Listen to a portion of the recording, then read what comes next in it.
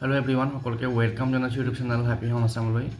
আজিৰ এই ভিডিঅ'টিত এটা গুৰুত্বপূৰ্ণ আপডেট বা গুৰুত্বপূৰ্ণ খবৰ হয়তো বহুতেই গম পাইছে যে আমাৰ শেহতীয়াকৈ যে বিধানসভা অধিৱেশন হৈছিল বা ৰিচেণ্টলি এটা অনুষ্ঠান হৈছিল, আমাৰ যিবিলাক স্কুল প্ৰাৰম্ভিকৰণৰ কাৰণে যি পৰ্টেল মুকলি কৰা হৈছে, সেই প্ৰগ্ৰেমটোত আমাৰ মাননীয় মুখ্যমন্ত্ৰী মহোদয় আমাৰ অসমত অহা বছৰ কিমান শিক্ষক নিযুক্তি হ'ব বা কিমান শিক্ষক অধ্যাপকৰ পদ খালী আছে বা কিমান সম্ভাৱনা আছে সেই সম্পৰ্কত এটা গুৰুত্বপূৰ্ণ মন্তব্য কৰিছে। তো ইয়াত আপোনালোকে নিউজটো দেখিছে যে কেৱল অহাবাৰ ওলাব 2 লাখ চাকৰি, কেৱল শিক্ষক অধ্যাপকৰে 75,000 পদ। অৰ্থাৎ আমাৰ যিসকলে BEd কমপ্লিট কৰিছে বা DLEd কমপ্লিট কৰিছে বা শিক্ষক হ'বৰ কাৰণে যিখিনি যোগ্যতাখিনি অৰ্জন কৰিছে তেওঁলোকৰ কাৰণে যথেষ্ট ভাল খবৰ। অহা বছৰ পুনৰ 75,000 শিক্ষক বা অধ্যাপকৰ চাকৰি মুকলি হ'ব আৰু তাৰে বেছি সংখ্যক যিহেতু শিক্ষকৰ ভেকেঞ্চি থাকিব, গতিকে এইটো আমাৰ কাৰণে খুব ভাল খবৰ। গতিকে এই সম্পৰ্কত মুখ্যমন্ত্ৰী মহোদয়ে কি কৈছিল আমি এবাৰ চাওঁ। 1.5 লাখ চৰকাৰী চাকৰি আছে, অহাবাৰ আৰু 2 লাখ ওলাব। যি ল'ৰাই চাকৰি পাব ভেঞ্চাৰ স্কুল কলেজৰ থ্ৰুদি চাকৰি পাব নালাগে।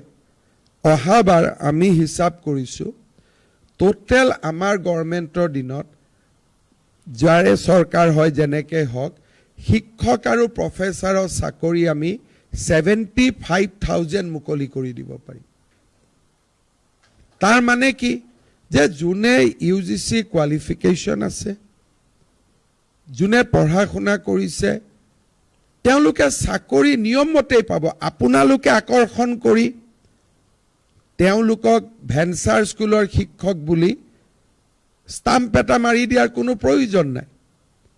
ল'ৰা শুনা পঢ়িছে, চোকা কৰিছে, তেওঁলোকে নিশ্চিতভাৱে চৰকাৰী চাকৰি পাব। চৰকাৰী চাকৰি নাপালেও অসমত যি উদ্যোগীকৰণৰ ধুমুহা আহিছে, শিক্ষক নহ'লেও মই আন ভাল চাকৰি এটা পাম। আমি আইনৰ বিৰুদ্ধে কিয় যাওঁ?